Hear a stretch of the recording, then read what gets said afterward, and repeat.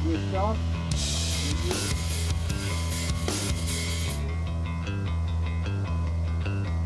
Wow!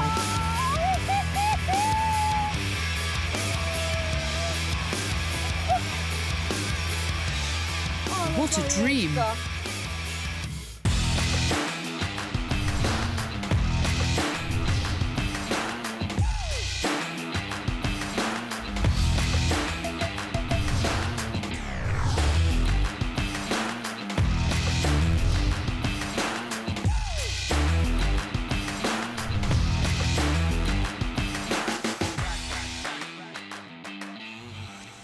A glider is an aircraft with near-perfect aerodynamics. It can travel hundreds of kilometers and reach speeds over 250 kilometers an hour. No engine, no noise, no emissions, no room for mistakes. It's a battle with the wind, the sky, and with your own limits. So, ready for something more than just a flight? My name is Agnes Orłowicz, and I'm a paragliding instructor. Welcome to the world of extreme sports. I'll show you how to live on the edge and introduce you to people who push their limits every single day. Ready for an adrenaline rush? This glider used to be a competition machine. Nowadays, it wouldn't stand a chance against the latest models. But because it's a two-seater and has an engine, it's a fantastic glider. We used a similar one in the Himalayas and flew it over K2. A slightly newer version, but basically the same thing. Fun fact, this is also the kind of glider I flew at my first World Championships. Back then, it didn't have an engine. That was in 1997, in Saint-Aubin, in the Alps. It was a huge challenge for me. I'd never flown in high mountains before. We had no idea how to handle that. And to top it off, I was given this massive machine in the open class. And as a junior, I struggled. But I still managed to win 3 tasks. Congrats, congrats! Anyway, this isn't a training glider, but it teaches you how to fly. In gliding, coordination of hands and feet, the controls, is super important. That's why I love this glider for flying with students. I don't even need to explain anything. Everything shows up immediately. If someone flies poorly, it's instantly obvious. We fly here a lot over the Beskids. The weather's beautiful, at least in that part. You can really feel the thermal columns passing through. Cold air hitting sun-warmed ground. That's what creates these intense air currents.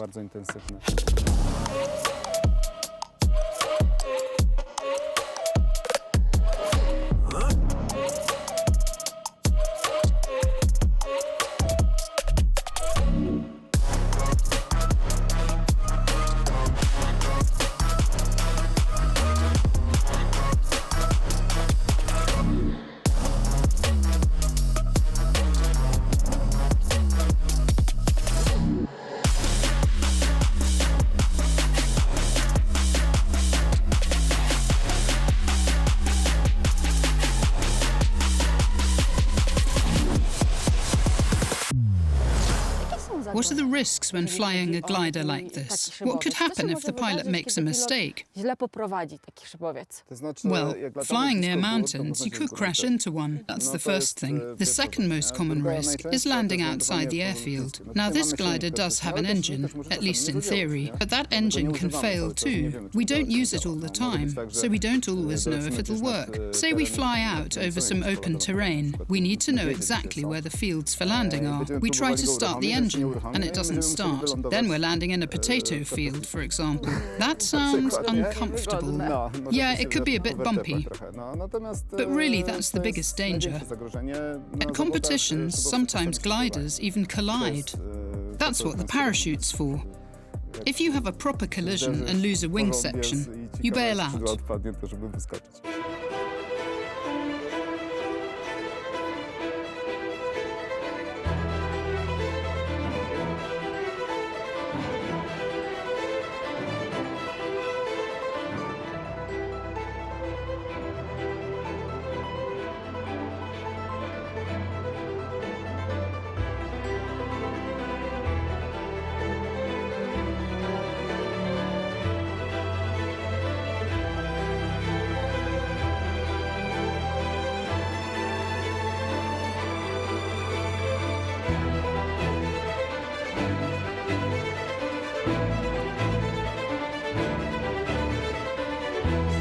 So, time to hop in?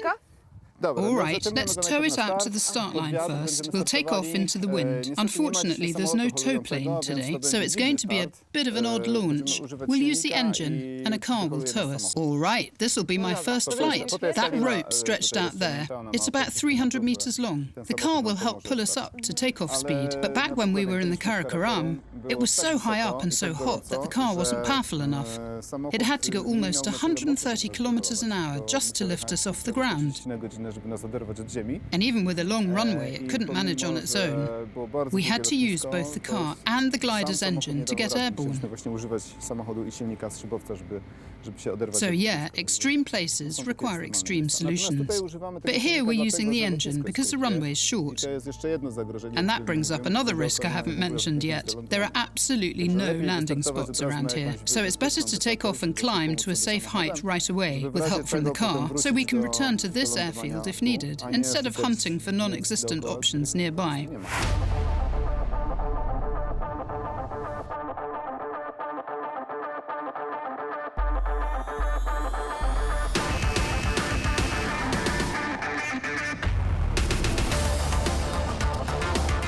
You can already feel the wind picking up on your face, stronger and stronger thermals too. And that can only mean one thing. We're about to hop into a glider for my very first flight.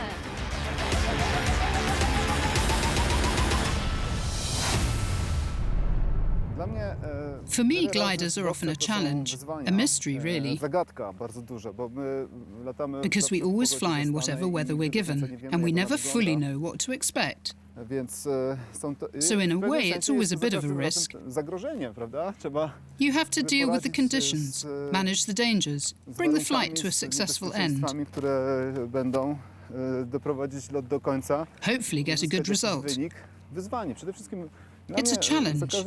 For me, every flight is a challenge to do it well, to make it count.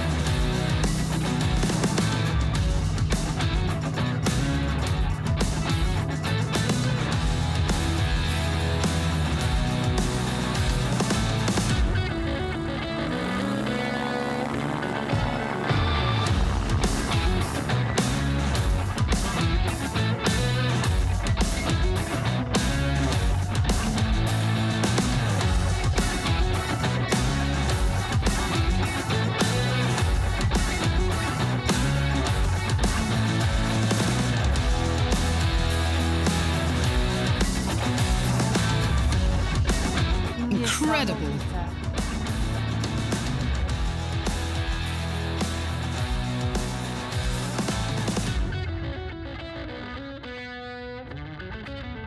Whoa, we're really climbing. There it is, that's a thermal column. We're spiraling up in it.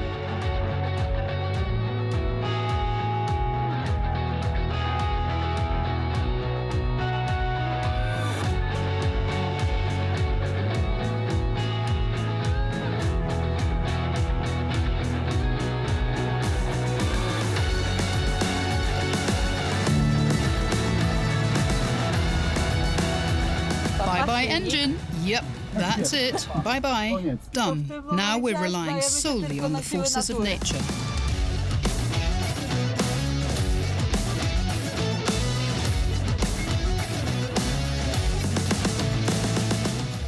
We're flying. We've already reached 1,470 meters. We're heading further out, to the next ridge, where Skrzyczna is.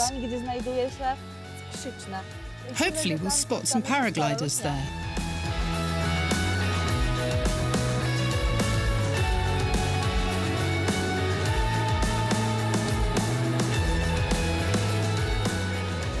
Hello, paraglider. Most people know the rules. If he's already circling, I'm supposed to go around on the outside. So that's what I'll do. Wow, this is really happening. We've got him. Yeah, air traffic rules. They apply to everyone sharing a thermal. Everyone's supposed to circle in the same direction. Look, he's descending. I need to open the air brakes.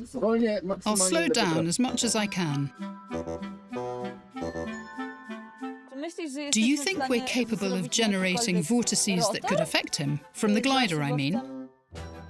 No, paragliders actually leave bigger turbulences behind because they fly slower. We're going fast enough that the wake from our wings is minimal. This is exactly how you're supposed to fly in a thermal. He's on one side, we're on the other. Beautiful. Keeping it steady. He's waving at us. Awesome. We're having fun up here. So cool.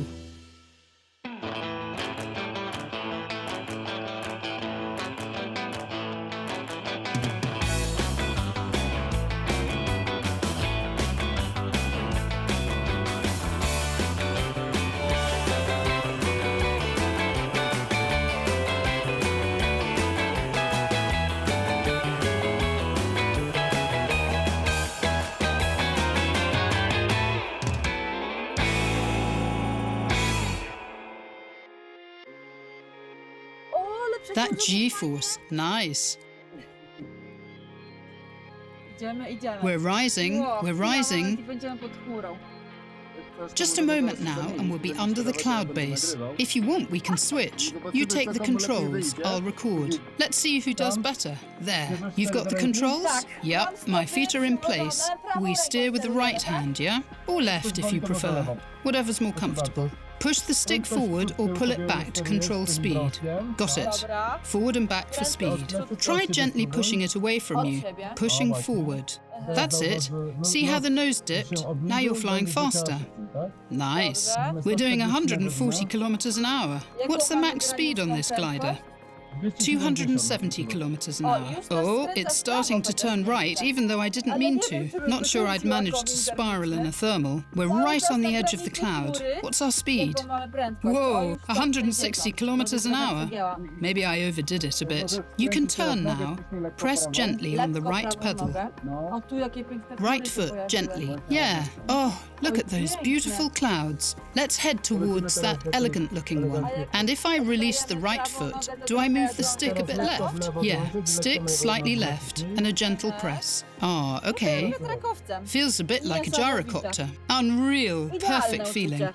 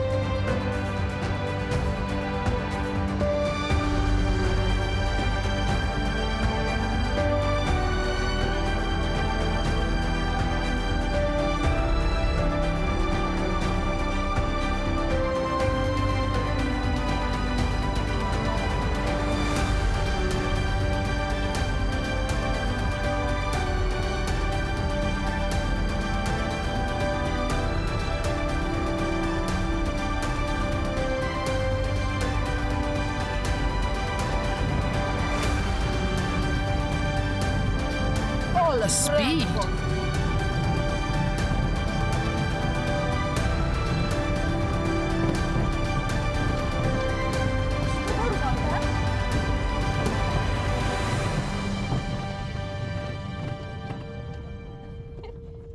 And we're back in the hangar. Yep, in the hangar.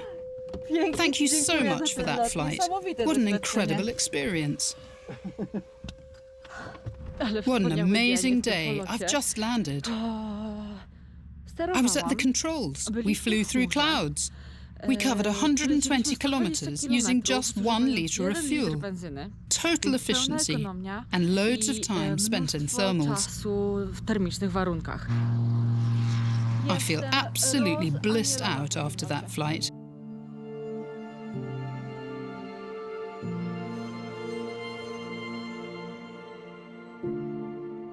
So, how'd you like my flying? I was genuinely impressed. You can really fly. It was just magical. I'm surprised myself. It's such a pleasure flying with someone who actually knows what they're doing. We usually fly with people who don't.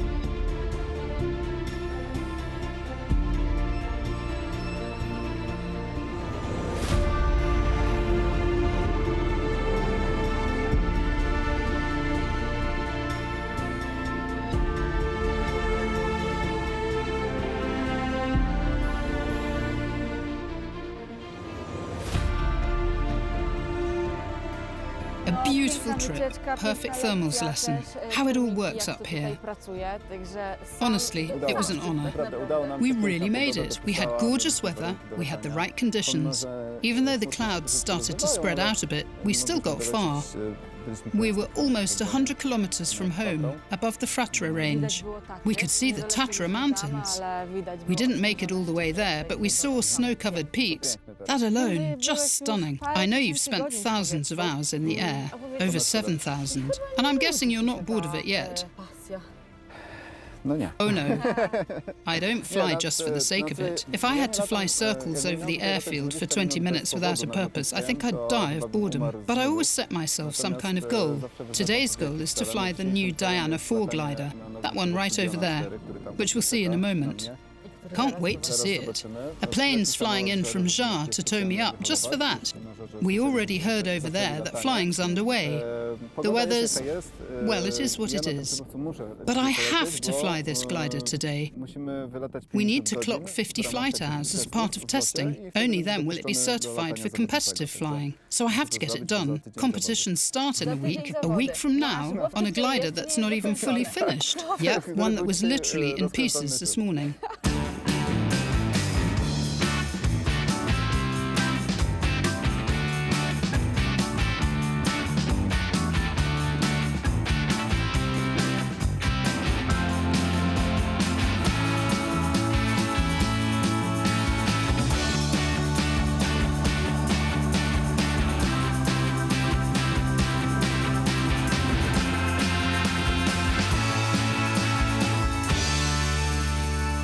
And look, we flew almost 100 kilometers from over there. It felt like such a long, flat stretch. But now look, just like that, we're back. At one point, what speed did we hit? 170 kilometers an hour?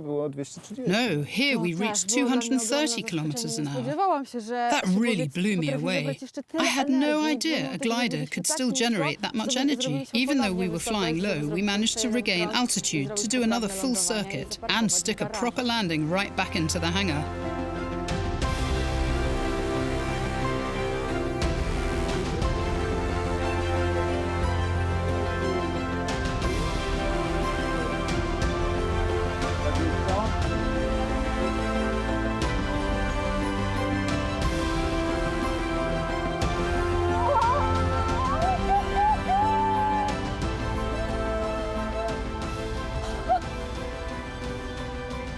What a dream. What a dream. One of the biggest challenges in my life, and not just in aviation, but logistically too, was flying over the Karakoram. We managed to reach K2 on our very first attempt. We rode the wave. No one had ever flown a glider there before. No one knew what the flying conditions were like, so it was a massive undertaking. But a separate challenge was the logistics of it all. Huge delays in getting permits and authorizations meant we had no time to send the glider in a container by sea to Karachi. So we had to load it into a car and drive across Turkey, Iran and Baluchistan and Pakistan, all the way to Skardu in the Karakoram. Honestly, that drive may have been tougher than flying over the mountains, though that part was hard too. And just our luck, the war broke out while we were there. So here we were, with equipment no one had ever seen before, and the second the police spotted us, they arrested us. Jak tylko policja zobaczyła, to nas zaaresztowali. We definitely had our share of adventures. We were stopped multiple times, constantly searched. No one knew what a glider was. Everyone thought it was some sort of spy device. They were looking for cameras, examining every part. It wasn't easy. Look, Tigrisek's just about to pass Mashabrum. We're flying over the Hunza Valley now. We've got 4 meters per second of lift. We're at nearly 6,000 meters. Even the flies have stopped moving. One just fell to the floor from lack of oxygen. Ahead of us now is Laila Peak. Straight ahead, that's the Gasherbrum Massif. To the left is Broad Peak. This brown one is Mashabrum. And K2 is just behind it. We'll have to circle around the mountain to get a proper view. But we'll be very close. You'll see it beautifully.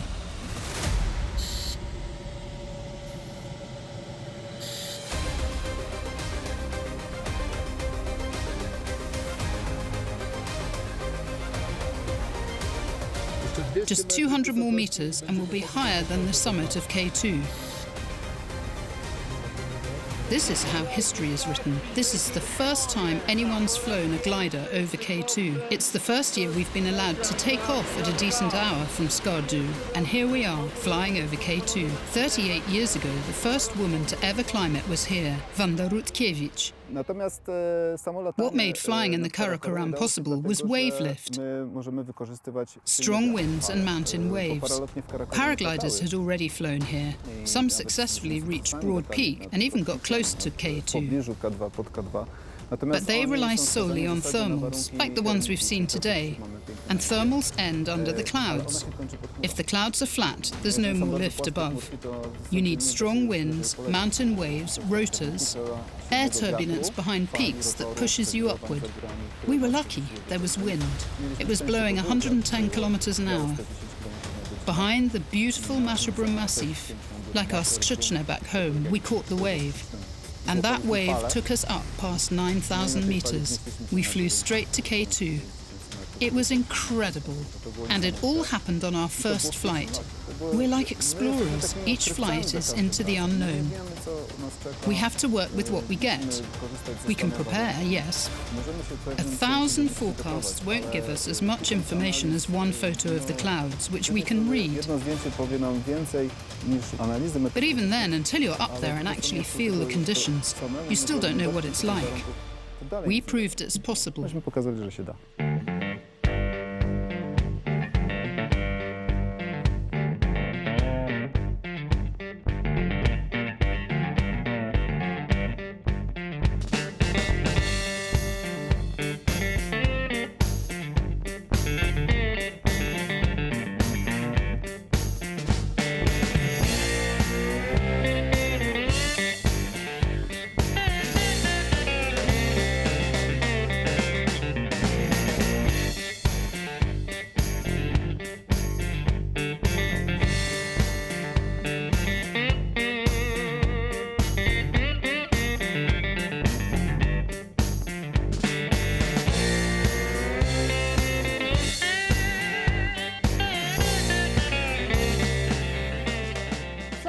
What a flight! We were in the clouds.